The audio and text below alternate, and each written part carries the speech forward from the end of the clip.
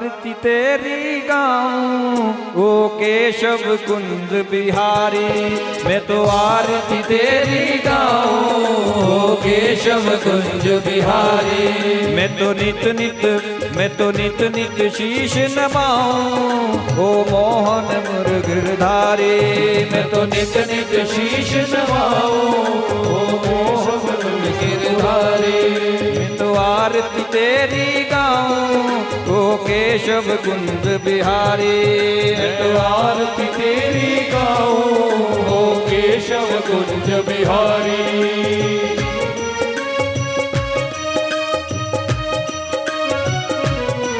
हे तेरी छवि अनोखी ऐसी ना दूजी देखी है। तेरी छवि अनोखी ऐसी ना दूजी देखी। ना तुझ सा सुंदर कोई ओ मोर मुकुट गिरधारी। ना तुझ सा सुंदर कोई ओ मोर मुकुट गिरधारी। मैं तो आरती तेरी गाऊं ओ केशव कुंज बिहारी।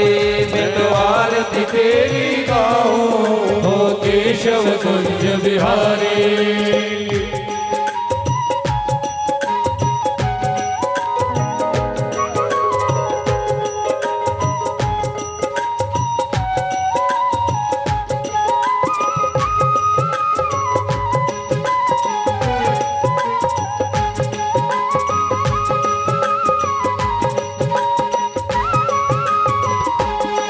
माखन की मटकी फोड़ी गोपिन संग अखियां जोड़ी। माखन की मटकी फोड़ी गोपिन संग अखियां जोड़ी। ओ नटखट रसिया तुझ पे जाऊं मैं बलिहारी। ओ नटखट रसिया तुझ पे जाऊं मैं बलिहारी। मैं तो आरती तेरी गाऊं ओ केशव कुंज बिहारी। मैं तो आरती तेरी गाऊं ओ केशव कुंज बिहारी।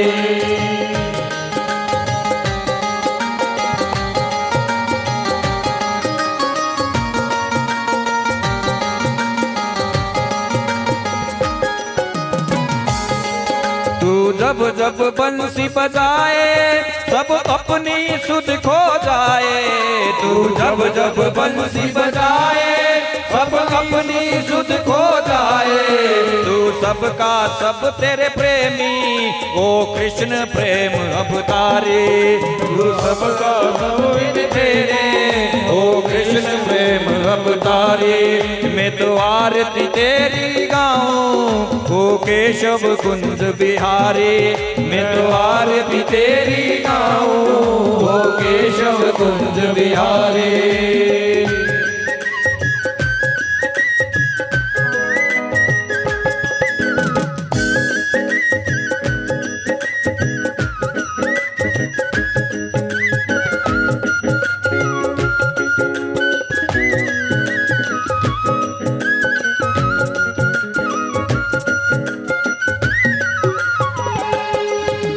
राधा संग प्रीत लगाई और प्रीत की रीत चलाई। राधा संग प्रीत लगाई और प्रीत की रीत चलाई। तुम राधा रानी के प्रेमी जय राधे रास बिहारी। तुम राधा रानी के प्रेमी जय राधे रास बिहारी। मैं तो आरती तेरी गाऊं ओ केशव कुंज बिहारी। मैं तो आरती तेरी गाऊं ओ केशव कुंज बिहारी। मैं तो नित नित शीश नवाऊं ओ केशव कुंज बिहारी। मैं तो आरती तेरी गाऊं ओ केशव कुंज बिहारी। मैं नित शीश नवाऊं ओ केशव कुंज बिहारी। मैं तो आरती तेरी गाऊं ओ केशव कुंज बिहारी। कर्पूर गौरम करुणावतारम संसार सारम भुजगेंद्र हारम सदा वसंतम हृदयार सहितं नमामि त्वमेव माता च पिता त्वमेव त्वमेव बन्धु च सखा त्वमेव त्वमेव विद्या च द्रविणं त्वमेव त्वमेव सर्वं मम देव देव अच्युतं केशवं रामनारायणं कृष्णदामोदरं श्रीवासुदेवं हरे श्रीधरं माधवं गोपिकावल्लभं जानकीनायकं श्रीरामचन्द्रं भजे राधिकानायकं श्रीकृष्णचन्द्रं भजे पार्वतीनायकं श्रीबालचन्द्रं भजे।